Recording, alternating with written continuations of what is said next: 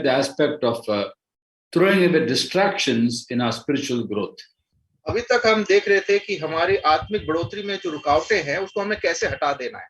Distractions that come in our prayer life. और ये जो भटकाने वाली बातें हैं हमारी प्रार्थना के जीवन में आ गई हैं. Distractions that come when we read the Bible. जब वचन पढ़ते हैं तब भटकाने वाली बातें आती हैं. And distractions that come in our walk with the Lord in obedience to God. और परमेश्वर के साथ चलने में उसकी आज्ञाकारिता में भी बाधाएं आती हैं. Now we're going to go on from there and talk about not only throwing away distractions, but going on to maturity. और हम इन बातों को इन चीजों से तो हमें जो भटकाने वाली बातें हैं इससे तो हटना ही है, बल्कि हमें परिपक्वता की ओर बढ़ना है. There are certain words in the Bible for which we need to understand the Greek meaning. और बाइबल में कुछ ऐसी बातें हैं जिसके लिए हमें यूनानी शब्द को समझना बहुत जरूरी है. For example, the word completeness. उदाहरण के लिए जो शब्द संपूर्णता है, the word perfection, जो सिद्धता है, and the word maturity, all are from the same Greek word. और परिपक्वता ये सब एक ही यूनानी शब्द से बने हैं. Telaitos. Now, in the book of 2 Corinthians, 13th chapter verse 11, Paul writes, aim for perfection. दूसरा कुरिन्थियों 13वां अध्याय उसकी 11वीं आयत में लिखा है, इसलिए तुम सिद्धता की ओर बढ़ते जाओ. And you begin to wonder, I'm an imperfect person, only Christ is perfect. How can I aim for perfection? And even Jesus says, be perfect even as my heavenly Father is perfect. और हम कैसे एक मनुष्य जो कि हम सिद्ध नहीं है, हम कैसे परिपक्वता की ओर जा सकते हैं? पर हमारे प्रभु यीशु मसीह ने कहा कि जैसा मेरा पिता सिद्ध है वैसे तुम भी सिद्ध होते जाओ. The word actually means completeness, fullness. और ये शब्द का मतलब है पूरी संपूर्णता जिसमें कोई कमी ना हो. Maturity. परिपक्वता. In fact, in Colossians chapter 2 verse 10 we read. कुलुसियों 2:10 में हम पढ़ते हैं. That verse 9 and 10. उसकी 9वीं और 10वीं आयत में. For in Christ the fullness of the deity lives in bodily form, and you have been given fullness in Christ. क्योंकि इससे ईश्वरत की सारी परिपूर्णता सदैव वास करती है और तुम उसी में परिपूर्ण हो गए हो.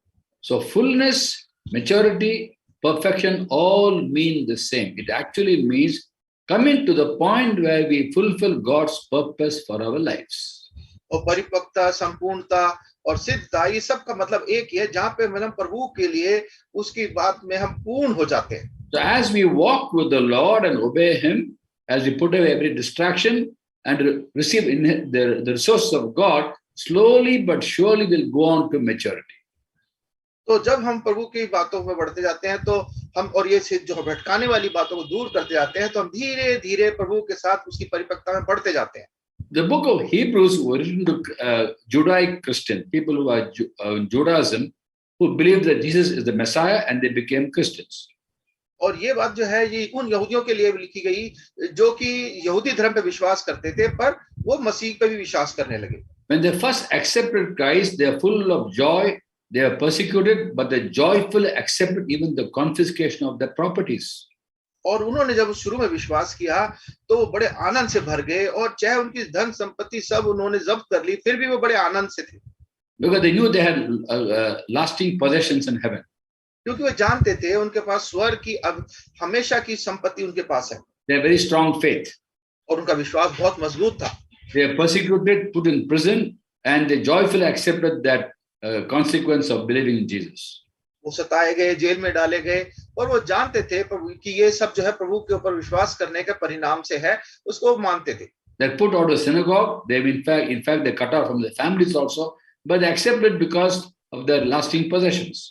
उनको सभा से बाहर निकाल दिया गया, उनको परिवार से भी निकाल दिया गया, पर वो जानते थे कि ये जो है ये उनका अनंत काल की मिरास के लिए है उनके पास. But over a period of time, because of circumstances, their faith had become low. They needed to be encouraged, and they sort of lost their initial zeal and love for the Lord.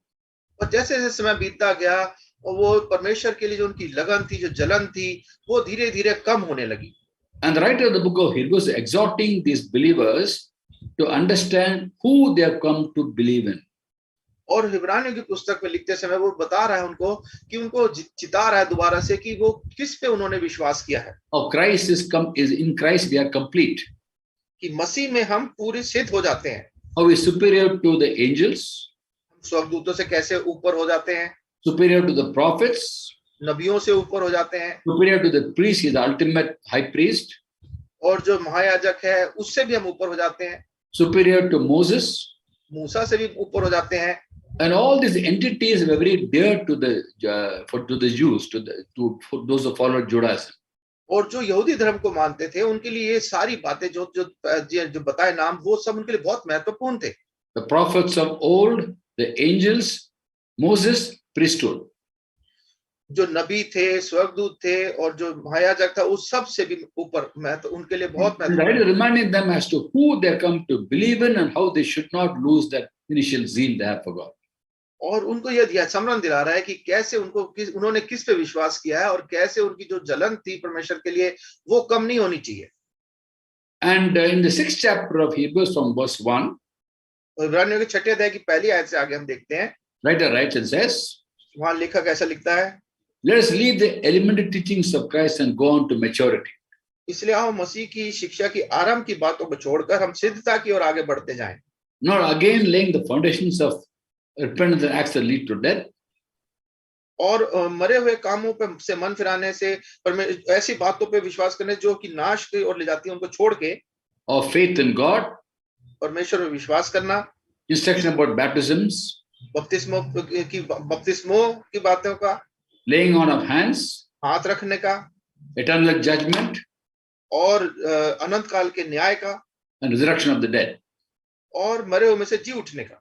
Let's leave the elementary teachings, he says. ये कहता है ये सारी बातें जो है ये तो आरंभ की शिक्षाएं हैं. These are basically very basic common teaching foundation. और ये तो नींव की और मुख्य मूलभूत शिक्षाएं हैं. And these people are still caught up with basic foundation of the Christian faith. और ये लोग अभी तक जो शुरुआत की शिक्षा है उसी में फंसे हुए हैं. And they're not grown in the Lord. No maturity. और मसीह में बड़े नहीं हैं, परिपक्व नहीं हुए हैं. What are the 6 things? ये 6 बातें कौन सी हैं? If we look at these 6 things, we'll realize even today in the churches today, we are still caught up with these things. और अगर हम इन 6 बातों को देखें तो हम देखेंगे आज की कलीसियाओं में भी हम इन्हीं 6 बातों में फंसे हुए हैं. Repentance, मन फिराना, is very, very basic. ये बहुत बिल्कुल मूलभूत सिद्धांत है. Return to Christ, they're called to repent of our past. We cannot continue in our past sins. हम प्रभु की ओर जब मन फिरते हैं तो हम अपने पुराने जीवन की ओर दोबारा नहीं लौट सकते. Christians confess their sins, but they don't repent of it. Repent means turning from it. मसीह लोग जो है अपने पापों को मान तो लेते हैं पर उनसे मुंह नहीं फेरते. Number 2, faith in God. और दूसरा है परमेश्वर पर विश्वास करना. Faith in God. परमेश्वर पर विश्वास करना. We live sometimes by sight, not by faith, Christians. मसीह लोग जो हैं कई बार क्या है हम अपनी आंखों से विश्वास करने लगते हैं और जो है अपने हृदय से नहीं करते. One of the opposites of faith is sight. और विश्वास का एक विरोध है, विपरीत है, वो है आंखें. 2 Corinthians 5:7, Paul writes, we live by faith, not by sight. दूसरा करंथियों 5:7 में कहता है हम देखी हुई चीजों को नहीं पर विश्वास से चलते हैं. Then instruction about baptisms. और तीसरा फिर बपतिस्मे की बात. Now baptisms is a plural, not singular. और ये यहाँ बपतिस्मो लिखा है, ये एक वचन नहीं बहुवचन है. There are 2 kinds of baptism. 2 तरीके के बपतिस्मे हैं. Mark chapter 1 verse 8, John the Baptist spoke about both. मरकुस 1:8 में यूहन्ना बपतिस्मा देने वाले ने दोनों की बात करी. I baptize you with water for repentance, but he who comes after me, he referring to Jesus, he will baptize you with the Holy Spirit. मैंने तो तुम्हें पानी से बपतिस्मा दिया है, और यहाँ पे वो प्रभु यीशु मसीह के बारे में कहता है, पर वह तुम्हें पवित्र आत्मा से बपतिस्मा देगा. The word baptism has 2 meanings, putting into, pouring out on. बपतिस्मे का मतलब है किसी चीज में डालना और उसमें से बाहर निकाल देना. Water baptism is putting into water. और बाइबल के हिसाब से पानी का बपतिस्मा मतलब है पानी में डुबाया जाना. But the baptism that Jesus gives is the anointing of the Holy Spirit. He pours out the Holy Spirit upon us. और जब परमेश्वर ने हमारे को बपतिस्मा दिया तो उसके बाद हम बपतिस्मे के बाद परमेश्वर ने अपनी आत्मा हमारे में उंडेल दी. This is basic teaching, but then people still think this is solid food. It's very basic, elementary. और ये तो बड़ी मुख्य साधारण सी है, मूलभूत शिक्षा, पर लोग सोचते हैं बहुत महत्वपूर्ण है ये. Then laying on of hands. और फिर है हाथ रखना. It's very, very basic in Christian life that we lay hands on people for various reasons. और हम जो मसीह जीवन में बहुत कई कारणों से लोगों के ऊपर हाथ रखते हैं. For various purposes. अलग-अलग मकसद से. And any believer can lay hands on others. In fact, Mark 16 chapter verse 17 says, verse 18 says, they lay their hands on the sick and they shall be healed, believers. और बल्कि कि उसमें मरकुस 16:8-18 में तो लिखा है कि जो बीमारों पे हाथ रखेंगे और वो चंगे हो जाएंगे. Very basic teaching. और ये बड़ी मूलभूत शिक्षाएं हैं. Then about resurrection of the dead is very basic. और फिर मरे हुओं में से जी उठने, ये eternal judgment, very basic. और अंतिम न्याय, ये भी बिल्कुल मूलभूत शिक्षा है. Right? It says, go on to maturity. Don't get caught up with all these basic teachings. वो कहता है कि अब तुम परिपक्वता की ओर बढ़ो, ये मूलभूत शिक्षाओं में मत फंसे रहो. In fact, in that letter, by the time this letter was written to the Judaic Christians, they were supposed to be teachers of God's word. और जब इनको ये यहूदी मसीहों को जो पत्र लिखी गई, उनसे ये उम्मीद की जाती थी कि वो प्रभु में अभी तक परिपक्व हो गए होंगे. But their basic teaching they needed. पर उनको तो मूलभूत शिक्षाओं की ये भी जरूरत थी. They could not take in solid food; they could only take in milk. वो अभी तक पूरा अनाज नहीं खा सकते थे, उनको तो सिर्फ दूध ही अभी चाहिए था. In the book of Hebrews chapter 5, 13, 14 we read. इब्रानियों 5वां अध्याय 13-14 में हम पढ़ते हैं. Anyone who lives on milk, being still an infant, is not acquainted with the teaching of righteousness. क्योंकि दूध पीने वाले बच्चों को तो धर्म के वचन की पहचान ही नहीं होती, वे तो बालक हैं. But solid food is for the mature who by constant use have trained themselves to distinguish good from evil. पर अन्न सियानों के लिए है, जिनकी ज्ञानेंद्रिय अभ्यास करते करते भले बुरे के भेद करने के लिए पक्के हो गए हैं. So as we hear the word of God, instead of discussing, arguing, fighting about it, we have to obey it, meditate and obey. और हम जो परमेश्वर का वचन पढ़ते हैं तो हम उस पर बहस करने के बजाय उस पर मनन करना और उसकी आज्ञा माननी चाहिए. That's how we grow on to maturity. और इस तरह से हम परिपक्वता में बढ़ते जाते हैं. Now in Psalm 119, verses 99 and 100, we read, the psalmist writes, भजन 119 उसकी 99 और 100वीं आयत में हम पढ़ते हैं, I have more insight than all my teachers because I meditate on your statutes. मैं अपने सब शिक्षकों से भी अधिक समझ रखता हूं क्योंकि मेरा ध्यान तेरी चितौनियों पर लगा है. I have more understanding than all the elders because I obey your precepts. और वो कहता है कि मैं अपने पुरानियों से भी समझदार हूं क्योंकि मैं तेरे उपदेशों को पकड़े हुए हूं. The idea is not to be one up on our teachers and our leaders and the elders. Rather, God's will is we hear the word, read the word, meditate and obey. और इसका मतलब ये नहीं कि हम अपने शिक्षकों से, अपने पुरानियों से उनसे ज्यादा हो जाएं, पर परमेश्वर चाहता है कि हम परमेश्वर के वचन को पढ़ें, उसमें मनन करें और उसकी आज्ञा को मानें. Then we go on from milk to solid food. और ऐसा करके हम जो है दूध से अन्न की ओर बढ़ जाते हैं. Solid food is for the mature. और ये जो अन्न है ये परिपक्व लोगों के लिए होता है. Now, as we grow in the Lord and we obey, you'll find that other Christians who have different doctrines, different ways of looking at the Bible. और जब वचन को पढ़ते हैं, मनन करते हैं, उसकी आज्ञा मानते हैं, तो हम देखेंगे कि और लोग जो दूसरे लोग हैं, बहुत से लोग उनको उस वचन को दूसरी तरह से लेते हैं. And for us to grow in the Lord, we should not argue with them about doctrines. और पर हमारे लिए कि हम परमेश्वर में बढ़ें, हमारे लिए बहुत जरूरी है कि हम उन बातों पे लेके उनसे बहस ना करें. In 1 Corinthians 11:19, Paul writes, पहला कुरिन्थियों 11:19 में पौलुस लिखते हैं, no doubt there had to be difference among you to show who has God's approval. क्योंकि विधर्म भी तुम में अवश्य होंगे, इसलिए कि जो लगे हुए तुम में खरे निकलते हैं वे प्रकट किए जाएं. Now, it is not the will of God, when I say will, I mean the wish of God, that there is a difference among God's people. और जब परमेश्वर की इच्छा की बात करते हैं तो लोगों में अलग-अलग बातें भी हो सकती हैं. But the fact of the matter is there's divisions among believers based on doctrines, let's face it. और यहाँ पे हम देख रहे हैं कि परमेश्वर के वचन के सिद्धांतों के ऊपर लोगों में मतभेद होता है.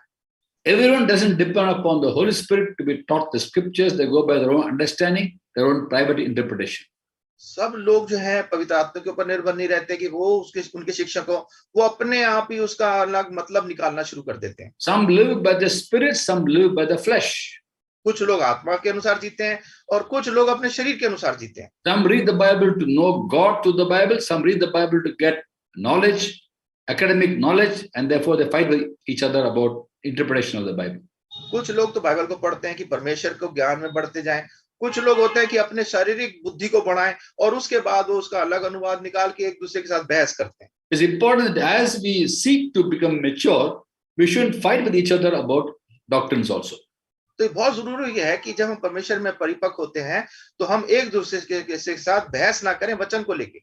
In 2 Timothy chapter 2 verse 24, Paul writes to Timothy and says, दूसरा तिमोथी 2:24 में तिमोथी को पौलुस लिखते हुए बोलते हैं, and the Lord's servant must not quarrel. और प्रभु के दास को झगड़ालू नहीं होना चाहिए, He may be kind to everyone, able to teach, not resentful. सबके साथ कोमल, शिक्षा में निपुण और सहनशील होना चाहिए। Those who oppose him, he must gently instruct, और विरोधियों को नम्रता से समझाना चाहिए, in the hope that God grant them repentance, क्या जाने परमेश्वर उन्हें मन फिराव का मन दे, leading them to the knowledge of truth, कि वे भी सत्य को पहचाने, that they'll come to senses and escape from the trap of the devil who has taken them captive to do his will. और इसके द्वारा उसकी इच्छा पूरी करने के लिए सचेत होकर शैतान के फंदे से छूट जाए। A simple statement, Lord's servant must not quarrel. एक सीधी सी एक बात लिखी गई है, प्रभु के दास को झगड़ालू नहीं होना चाहिए। It takes two people to quarrel. झगड़ा करने के लिए दो लोगों की जरूरत होती है। Just like it takes two people to make peace, it takes two people to quarrel also. जिस तरह से दो शांति बनाने के लिए दो लोगों की जरूरत होती है, उसी तरह से झगड़ा करने के लिए भी दो लोगों की जरूरत होती है। And people fight about doctrines within the church, with other churches, other denominations, so much of confusion is there. और लोग सिद्धांतों को लेकर झगड़ा करते हैं, अपनी कलीसिया में दूसरी कलीसियाओं के साथ, अलग अलग संस्थाओं के साथ झगड़ा करते हैं। How does a mature person deal with difference of doctrines? एक परिपक्व व्यक्ति कैसे जो सिद्धांतों में जो भिन्नता है, मतभेद है, इसको कैसे उसका सामना करता है? In Philippians chapter 3 verse 14 we read 14 15 16 15 16 और फिलिपियों 3 अध्याय 15-16 में हम पढ़ते हैं, 14-15-16 में, all of us who are mature should take such a view of things. If on some point you think differently, even that God will make clear. सो हम में से जितने सिद्ध हैं यही विचार रखें कि यदि किसी बात में तुम्हारा और ही विचार हो तो परमेश्वर उसे भी तुम पर प्रकट कर देगा। The fact is there are differences of interpretation doctrine among God's people. They are all saved people, but everyone doesn't walk with the Lord. For everyone, Christ is not Lord. He is Savior, but not Lord. और ये अलग अलग सिद्धांत सब लोगों के लिए अलग अलग लोग लेते हैं उसको, पर ये है कि परमेश्वर जो है सबका उद्धार करता है। It's important not to fight with people about doctrines. Put your viewpoint across and leave it to God to vindicate who's right. Either he's right or you are right. तो हमें झगड़ा नहीं करना, अपनी बात को जो बात है अपनी दूसरे तक पहुंचा दें, उसके बाद आप परमेश्वर के हाथ में सौंप दें, वही बताएगा क्या सच है क्या गलत है। In all these 42 years as a believer, as a servant of God, I ministered in and through more than 120 denominations, 120 church denominations. और भाई ने अपने 42 साल के मसीह जीवन में 120 अलग अलग कलीसियाओं में, अलग अलग संस्थाओं में, अलग अलग विचार वाली संस्थाओं में परमेश्वर का वचन दिया है। Not congregations. Congregations are so much more. But I'm talking about different denominations, different church denominations. Denomination, अलग अलग तरीकों के चर्चों में। For example, like take Methodist Church. Methodist Church has so many congregations all over the country. But Methodist Church is one Methodist church. जैसे Methodist कलीसिया है, वो भारत में बहुत सारी मेथोडिस्ट कलीसिया, पर वो एक ही कलीसिया मानी जाती है। For example, Hebron Assembly in Hyderabad is a denomination, but there are so many fellowships, so many all over the country. और जिस तरह से हेब्रोन की कलीसिया हैदराबाद में है, पर उसकी जो शाखाएं हैं पूरे भारत में बहुत सारी जगहों पे। So I'm talking about the denominations like Hebron Assembly or Methodist, not congregations. So many congregations are ministered to, but the doctrine of a particular church is constant. तो इसी तरह से भाई ने अलग अलग जैसे बताया मेथोडिस्ट मिशन, हेब्रोन में, ऐसी तरीके की बहुत सारी 120 तरीकों की जगहों पे परमेश्वर ने उनकी अलग अलग कलीसियाओं में वचन दिया है। So I meet so many people from different denominations, but I don't argue with them about doctrine because it's whatever I believe to be true, I will live it. क्योंकि और भाई उनसे बहस नहीं करते, क्योंकि जो अगर कोई मतभेद है तो भाई वो उस बात को वहीं पे छोड़ देते हैं। And in Philippians 3:16 says, instead of arguing, God will make clear who's right. Only live up to what you already believe. Live up to what you believe. Whatever you believe, live according to that. और फिलिपियों 3:16 में कहता है कि जो तुमने विश्वास किया है उसके अनुसार जीना भी सीखो, जियो उसके अनुसार। But there are many people come and advise me on so many matters. और लोग आके भाई को बहुत सारी बातों में अपनी सलाह देने लगते हैं। Who don't know my ministry, they just hear me once. And in fact, once in Bangalore, one man told me, "You're not an evangelist. You are a Bible teacher. Don't share gospel." और एक बार भाई बेंगलुरु वचन दे रहे थे, एक व्यक्ति आया बोलने लगा कि तुम जो है सुसमाचार प्रचारक नहीं हो, तुम सिर्फ बाइबल का अध्ययन करने वाले हो, तुम सुसमाचार मत बांटो। Another man said, you are evangelist, not a Bible teacher, don't teach the Bible. और एक बोलता है कि तू बाइबल अध्ययन वाला नहीं है, तू सुसमाचार वाला है, तू बाइबल अध्ययन मत कराया कर। Now what do I do? तो भाई क्या करें? I have to be faithful to the calling God has for me. और भाई को तो जो परमेश्वर ने बुलाहट है उसके अनुसार चलना है। I share gospel to people of other faiths, and I share the word of God to people who are in the faith. जो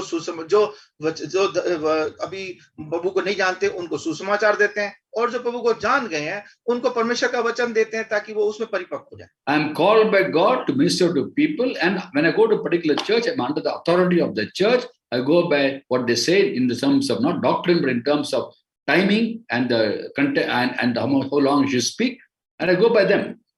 और भाई जब कहीं जाते हैं, जो बुलाते हैं उनको बोलने के लिए, तो उनके आज्ञा के अनुसार जैसा जितना समय देना है, क्या कितने टाइम में बोलना है, उसके अनुसार ही भाई उसके साथ चलते हैं। I don't fight about doctrines. और पर सिद्धांतों के ऊपर झगड़ा नहीं करते। And because God says He will vindicate who's right. क्योंकि परमेश्वर का वचन कहता है जो सही है उसको परमेश्वर ही उसको सुझाएगा। So all these 42 years, I've never had a problem with people about doctrines. When they say something, I say this is what I believe, and I leave it at that. और इसलिए इन 42 सालों में कभी भाई का झगड़ा नहीं हुआ सिद्धांतों को लेके। वो क्या भाई से अगर कोई बात है, भाई कहते हैं मैं इस बात पे विश्वास करता हूँ, और इस बात को छोड़ देते हैं। I don't know why people fight about different denominations. Some people say they have classifications: charismatic, evangelical, Pentecostal. I don't understand that. और वो अलग अलग उसमें बना देते हैं मसीह धर्म के अंदर भी कि इवेंजलिस्ट हैं, ये पेंटिकॉस्टल हैं, ये कैरिस्मेटिक हैं, अलग अलग तरीके से बोलते हैं। The first century, they were all charismatic, Pentecostal, and evangelistic. और पहली शताब्दी में सब जो थे वो सभी पेंटिकॉस्टल थे, सभी इवेंजलिस्ट थे, सभी कैरिस्मेटिक थे। They were evangelists because they were shared the gospel with the evangelists. क्योंकि सुसमाचार सुनाते थे सब, तो सारे सुसमाचार प्रचारक भी थे। The word charismatic means gracious, gracious, charismata. और कैरिस्मेटिक जो वाले जो है मतलब अनुग्रहकारी, क्योंकि ये कैरिस्माटा शब्द से बने हैं। They were gracious people. कि अनुग्रहकारी लोग हैं। Today when you see he's charismatic, I'm not charismatic, what he's saying he's gracious, I'm not gracious. तो अगर अब कोई कहे कि भाई आप कैरिस्मेटिक है तो नहीं, मैं नहीं हूँ, इसका मतलब कि वो अनुग्रहकारी है, मैं नहीं हूँ अनुग्रहकारी। The word Pentecost is not a denomination, it's a number, 50th day after Passover. और पेंटिकॉस्टल जो है वो भी कोई समुदाय की बात नहीं है, वो है 50वां दिन प्रभु यीशु मसीह के जी उठने के बाद का। So I believe I'm an evangelistic, charismatic, hopefully I'm gracious and Pentecostal because I believe in the Holy Spirit's power. तो भाई कह रहे हैं कि मैं तो सुसमाचार प्रचारक भी हूँ, जैसे कि मैं इवेंजलिस्ट हूँ, और मैं पेंटिकॉस्टल भी हूँ क्योंकि परमेश्वर के जीव, उसकी परमेश्वर की आत्मा और परमेश्वर के जीवन में विश्वास करता हूँ। कैरिस्मेटिक भी हूँ क्योंकि मैं अनुग्रहकारी भी हूँ। I'm part of the Methodist Church. और मेथोडिस्ट चर्च का भी हिस्सा हूँ। So I don't know whether I'm a methodical Pentecostal or Pentecostal Methodist. तो को ये समझ नहीं आता कि मैं मेथड मानने वाला पेंटिकॉस्टल हूँ या पेंटिकॉस्टल हूँ मेथड वाला। All I know is I'm a follower of Christ as much as I can. इतना जानते हैं कि मैं जितना हो सकता है प्रभु के पीछे चलने वाला हूँ। So when Hindus ask me, when you get converted from Hinduism to Christianity, I tell them my conversion was from no life to new life. तो भाई जब लोग पूछते हैं हिंदू लोग भाई को कि तुम्हारा नया जन्म कब हुआ, कैसे हुआ, तो कहते हैं मैं पुराने जीवन से नए जन्म में बदल गया। Sometimes I think when a person from some other faith turns to Christ, और भाई सोचते हैं कि जब कोई दूसरे धर्म का व्यक्ति प्रभु यीशु मसीह के पास आता है, lock him up in the room for 2 weeks. उसको 2 हफ्ते के लिए कमरे में बंद कर दीजिए। Give him a Bible. उसको एक बाइबल दे दीजिए। Lock him up. उसको बंद कर दो। Let him not meet any Christian for 2 weeks inside quarantine. और उसको 2 हफ्ते तक उसको किसी मसीह से मिलने ना दो। Home isolation. उसको एक कमरे में घर के अंदर अलग किनारे में बंद कर दो। Only he and the Bible. The Holy Spirit. सिर्फ वो और परमेश्वर का वचन बाइबल उसके हाथ में। After 2 weeks, he'll come out of the room in the proper doctrine. और जब 2 हफ्ते के बाद वो बाहर आएगा तो बिल्कुल सही सिद्धांत लेके आएगा। So I think when you depend upon God, you never have a problem with doctrines. तो इसका मतलब ये है कि अगर हम पूरी तरह से प्रभु पर निर्भर रहेंगे तो हमें उसके सिद्धांतों के ऊपर कभी हमारे को मतभेद नहीं होगा। It's important to actually obey what the Lord says. और बहुत महत्वपूर्ण है कि जो प्रभु हमसे कहता है उसकी हम आज्ञा को माने। So arguing about doctrines, we obey what we believe to be true, and as you obey, we grow from milk to solid food. तो हम जो है परमेश्वर के वचन को पढ़ते हैं और उसके सिद्धांतों पे जब मनन करते हैं, उसकी आज्ञा मानते हैं, तो हम जो है परिपक्व होते जाते हैं और दूध से अन्न की ओर बढ़ जाते हैं। As we obey God's word, we graduate from milk to solid food. We understand right and wrong from God's perspective. कि जब हम परमेश्वर के वचन को पढ़ते हैं, उसको आज्ञा मानने लगते हैं, तो हम समझ जाते हैं, हम परिपक्वता में कि क्या सही है क्या गलत है। Many people have this question as to why God put the tree of knowledge of good and evil in the Garden of Eden. बहुत से लोग ये प्रश्न पूछते हैं कि प्रभु ने अदन की वाटिका में ज्ञान का, भले बुरे का ज्ञान का वृक्ष क्यों लगाया? Why was the tree there in the first place? ये पेड़ वहां लगाया क्यों गया? पहली बात में They're not meant to eat from the tree. Why did God put it there? जब उनको उस पेड़ से खाने के लिए मनाही करना था, तो पेड़ को लगाया ही क्यों? God put the tree there, परमेश्वर ने उस पेड़ को लगाया, told them not to eat from the tree. अब बोला उस पेड़ से मत खाना। So what is the purpose of putting the tree? तो फिर उस पेड़ को लगाने का मतलब क्या था? Really what I believe. और भाई क्या विश्वास करते हैं इस बात पे? As they kept on obeying God कि जब तक वो परमेश्वर की आज्ञा मानते रहे and resisted the temptation to eat from the tree, और वो जो विलासा पड़ रही थी उस पेड़ के फल को खाने की, both Eve and Adam were responsible for sinning. और दोनों आदम व हव्वा जो थे वो पाप करने के लिए जिम्मेदार बने। Not just Eve. सिर्फ हव्वा ही नहीं दोषी थी। When Eve gave the fruit to Adam, Adam should have told, no, I won't eat from that tree. God told, not eat, I will not eat. जब हवा ने खाया और आदम को दिया तो बोल सकता था कि मैं नहीं खाऊंगा, परमेश्वर ने मना किया खाने के लिए। Both were told not to eat from that tree. दोनों को बोला गया था कि मत खाना इस पेड़ से फल। So don't blame only Eve. Even Adam was responsible for sinning. तो सिर्फ हवा को दोषी ना बनाया, आदम भी उतना ही दोषी है। Now, why was the tree there in the first place? तो लोग पूछते हैं कि ये पेड़ वहां पे लगाया क्यों गया? I believe God put the tree to test them to see whether they obey him or not. As they kept on obeying God for a period of time, he would have said, okay, now we can eat from that tree.